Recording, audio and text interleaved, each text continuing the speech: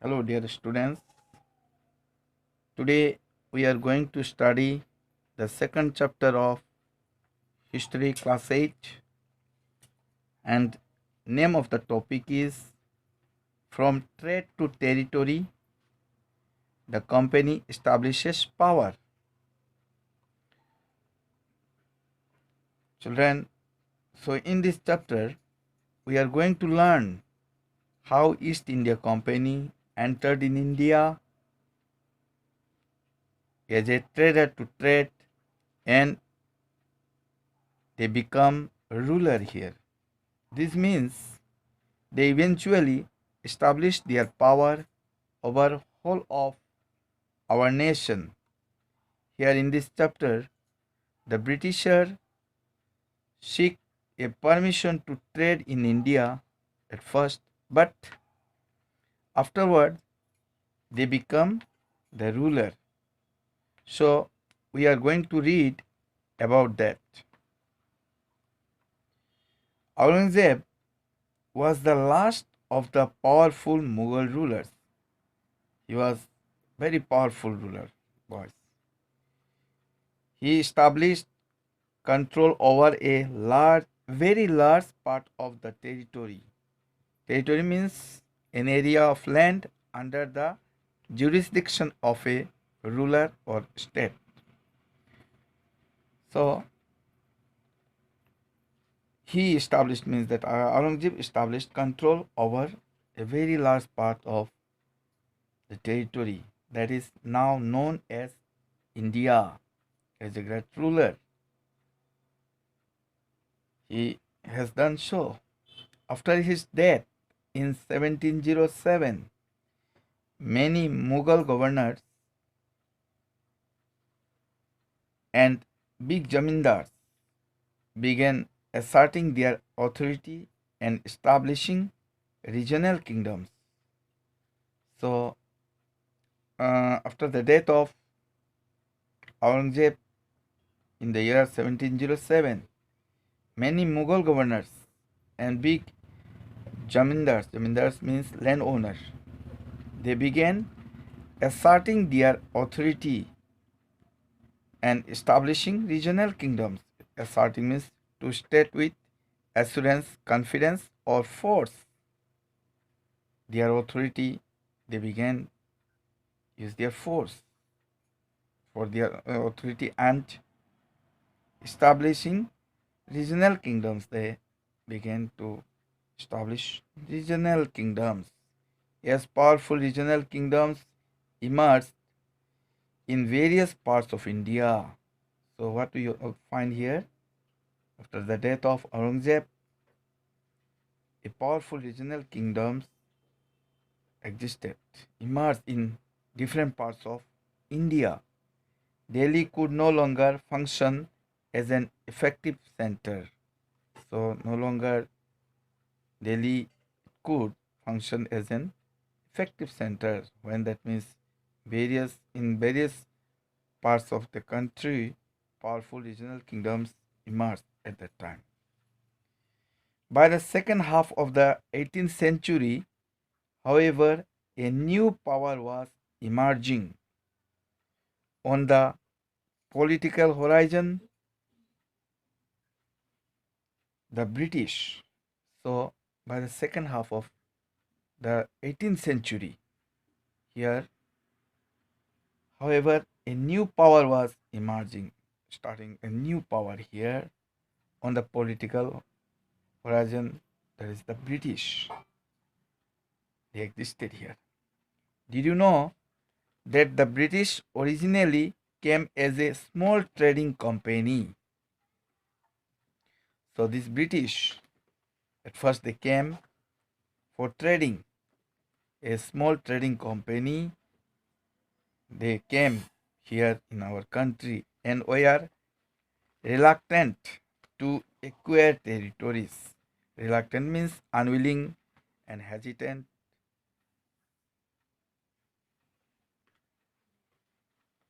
Disinclined, like that. So what they have done, and this British originally came as a small trading company and were reluctant to acquire territories. Acquire means to obtain territories. Slowly, that means they began to obtain territories. How they did they come to be masters of a vast empire? In this chapter, you will see how this came about.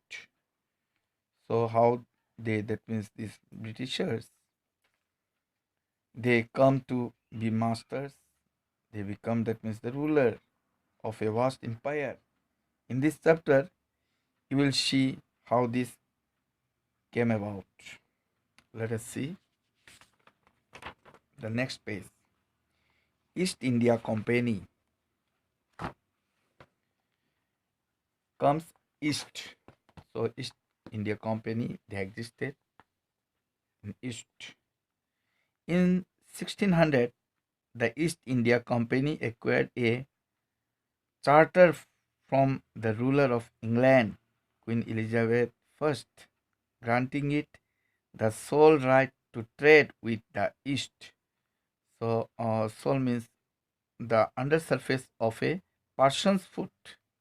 Means in the year 1600, the East India Company, they acquired a charter from the ruler of England at the time. Queen Elizabeth I, it means, was ruling there, granting it the sole right to trade with the East. So they got, that means, that right to trade with the East.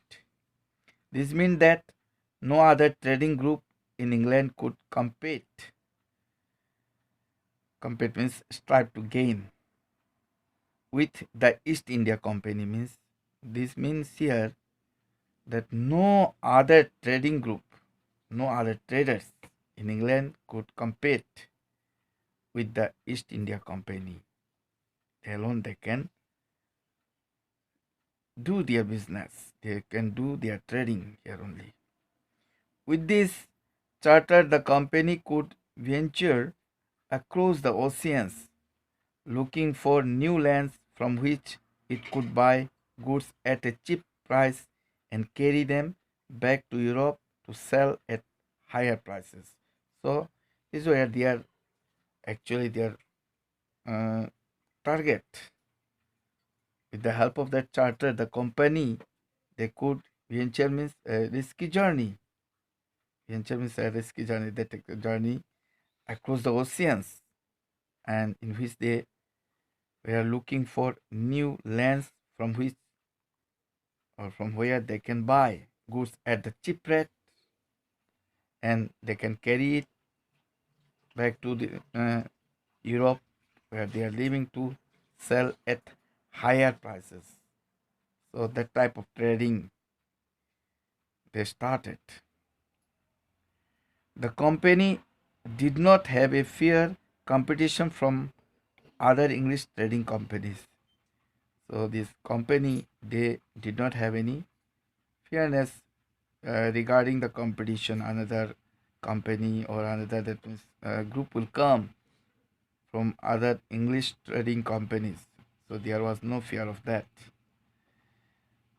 Mercantile trading companies in those days made profit primarily by excluding competition so that they could buy cheap and sell dear.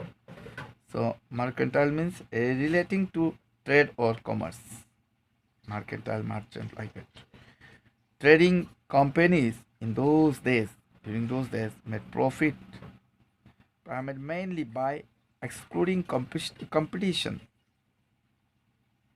so that they could uh, purchase at a cheap rate and sell as they like, as their, that means, their own choice.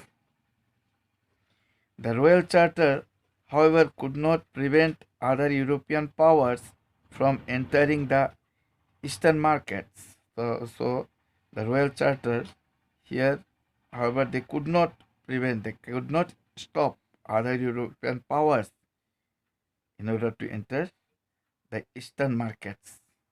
By the time the first English ships sailed down the west coast of Africa round the Cape of Good Hope. So, by the time the first English ships, it was the first English ships, it sailed down the west coast of Africa round the Cape of Good Hope and crossed the Indian Ocean. So, that means it crossed the Indian Ocean. The Portuguese had already established their presence in the western coast of India and had their base in Goa.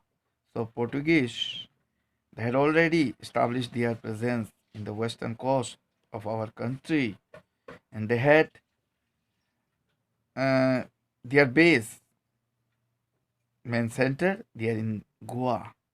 In fact, it was Vasco da Gama, a Portuguese explorer, who had discovered this sea road to India in 1498.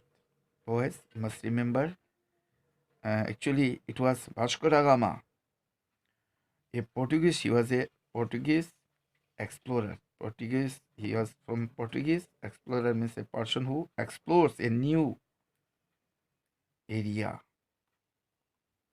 So he was such a person who explored, who had discovered this sea road to India in 1498. By the early 17th century, the Dutch too were exploring the possibilities of trade in the Indian Ocean.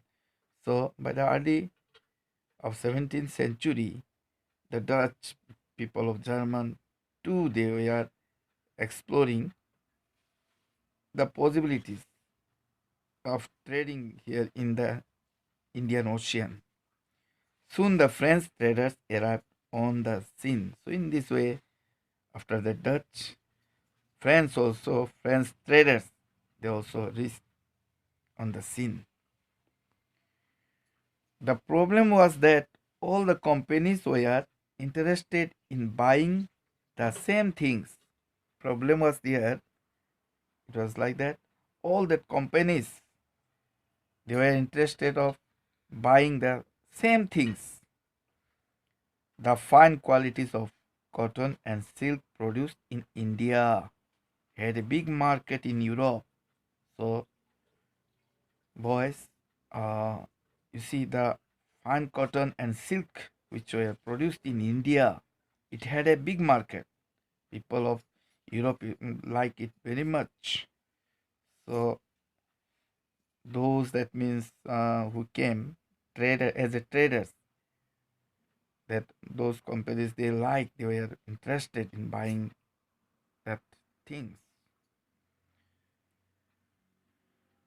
Pepper, pepper, cloves, cardamom, and cinnamon too were in great demand. So this thing also, which we use generally in spices. So these things were also in great demand. Competition amongst the European companies inevitably, so unavoidably, competition amongst them started, pushed up the prices at which these goods could be purchased, and this reduced the profits that could be earned. So because of, you see, this competition, what happened here, it reduced the profits and that could be earned. The only way the trading companies could flourish was by eliminating rival competitors. Eliminating means exclusion of that uh, the next competitors who is competing, that is rival competitors.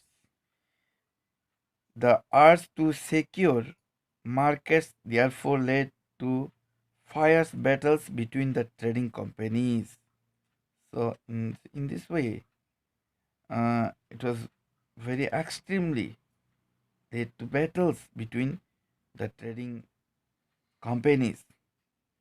Through the 17th and 18th centuries, they regularly sank each other's ship, and uh, through the 17th and 18th centuries. They themselves regularly sank each other's ships, blockaded routes, and prevented rival ships from moving with supplies of goods. So, as competition it reached here, so they used to blockaded routes and prevented rival ships, others opposition ships, from moving with supplies of goods. Means they obstruct them in such a way. Trade was carried on with arms and trading posts were protected through fortification. Fortification means a defensive wall. Okay, trade was carried on with arms and trading posts were uh, through fortification by defensive wall. This effort to fortify settlements and carry on profitable trade also led to intense conflicts with local rulers. So it led what? This effort to fortify, as fortification meant there. So settlements and this effort to fortify settlements and carry on profitable trade also led to intense conflicts. Intense conflict means extreme disagreement with local rulers. It arises. The company therefore found it difficult to separate trade from politics. In this way, the company therefore it found it is difficult to separate trade from politics. Let us see how this happened. East India Company begins trade in Bengal. East India Company started their trade in Bengal. The first English factory was set up on the banks of the river Hooghly. Boys, you underlined it, you mark it in your book. Where was the first English factory set up and in which year? So, the first English factory was set up on the banks of the river Hooghly in 1651. Hooghly is a river of Bengal.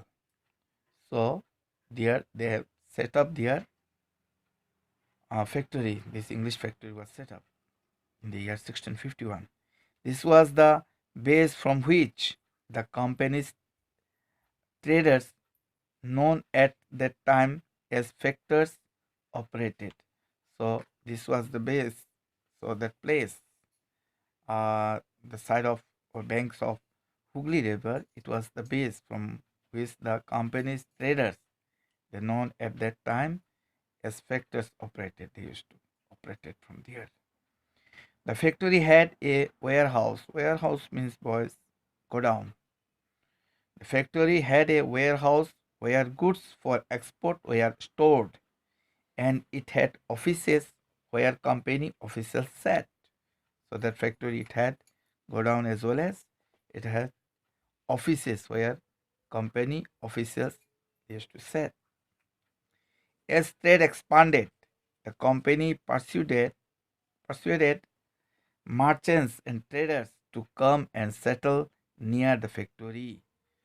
So as their trading system it expanded, so the company it persuaded what uh,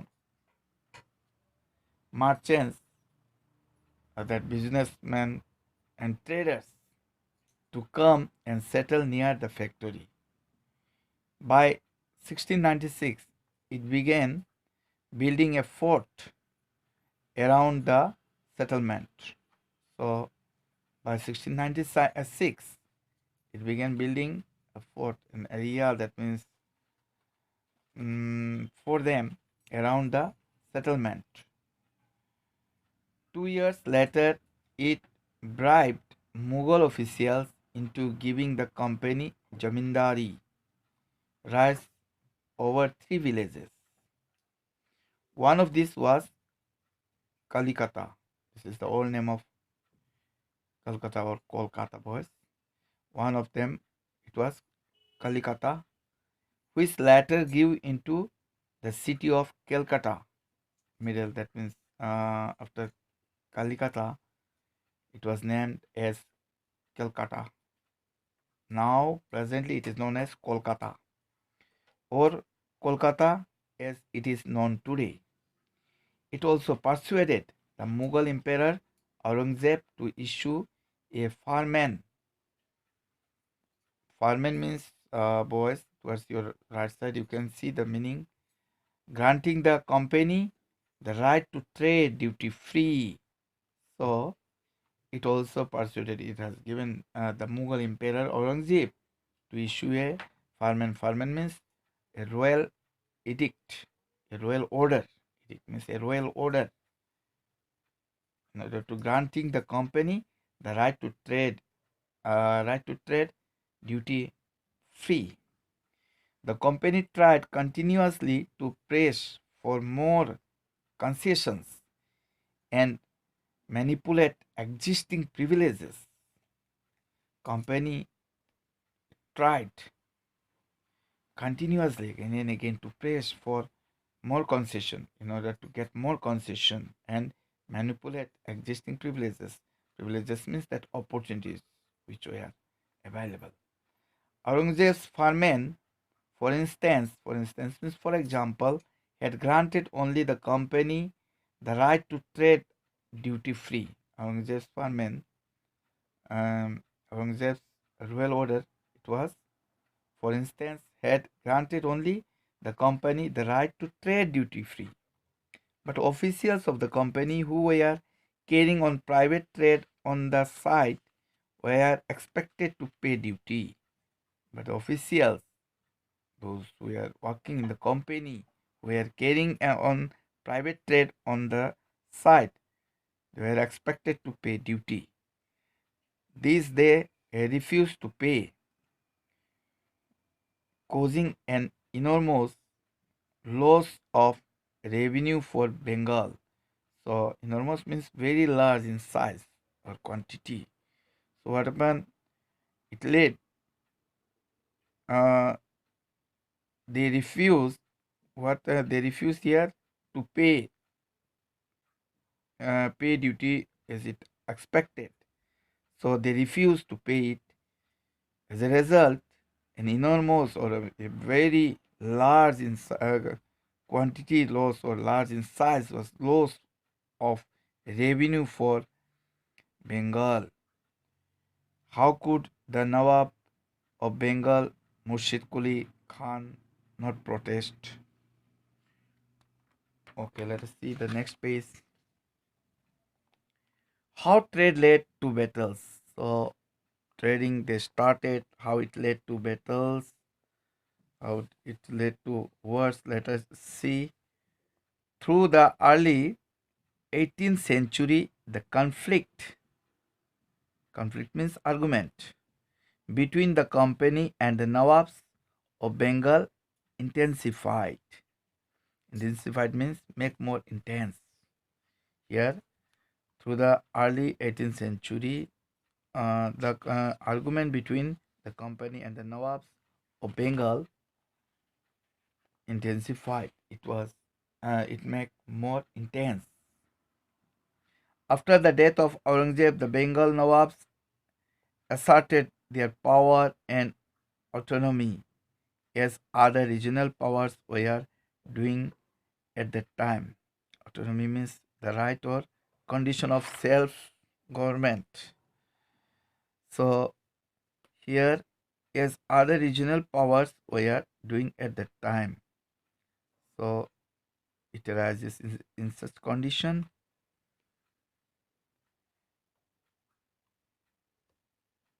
Murshid Quli Zafar Khan was followed by Aliwardi Khan and then Shiraz Abdullah as the Nawab of Bengal. So one by one you see the way that means followed by Aliwardi Khan and then Shiraz Abdullah as the Nawab. Nawab means is here the ruler of Bengal. Each one of them was a strong ruler. So whoever it comes, that means whether it is Murshid Quli, Zafar Khan or Aliwardi Khan, Shiraz Abdullah, they all were strong. They were strong rulers. They refused to grant the company concession, demanded large tributes for the company's right to trade, denied it any right to mint coins,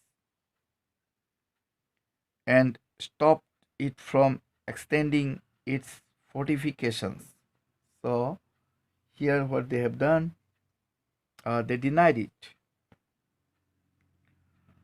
They refused to grant the company concession, whatever that means. Company concession was asked, they refused it, demanded large tributes for the company's right to trade, denied it any right to mint coins, and stopped it from extending its fortification.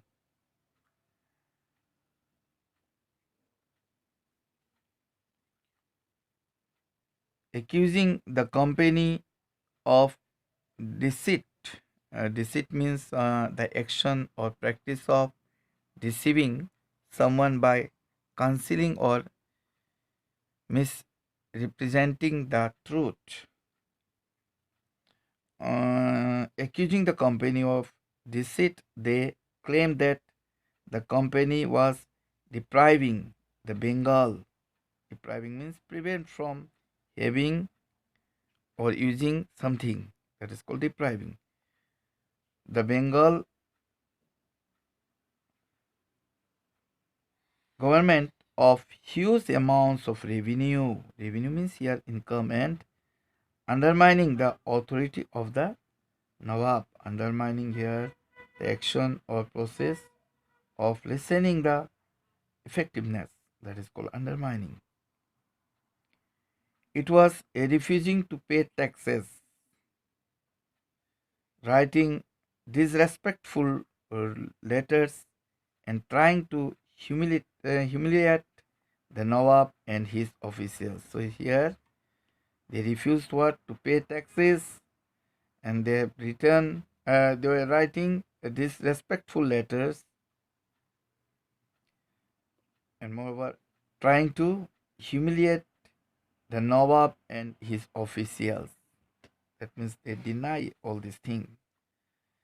The company, on its part, declared that the unjust demands of the local officials were ruining the trade of the company, and trade could flourish only if the duties were removed.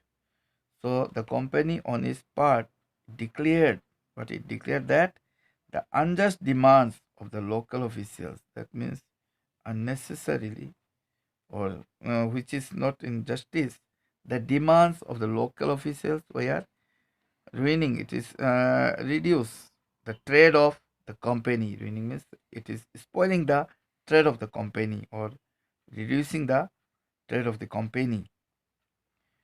And trade could flourish. Flourish means to develop. Okay, trade, it could develop only if the duties were removed from them.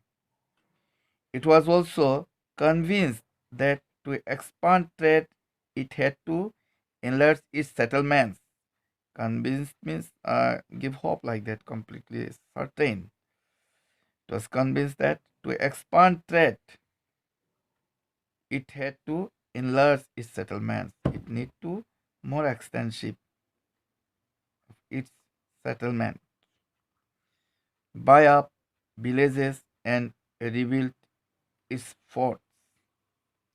The conflict, the disagreement, serious disagreements led to confrontations and finally culminated in the famous Battle of Plassey. Here, confrontations means meeting between opposing parties, and finally it pointed to highest development in the famous Battle of Plassey. So let's up to here for today. Thank you all, children. Let's meet in the next class.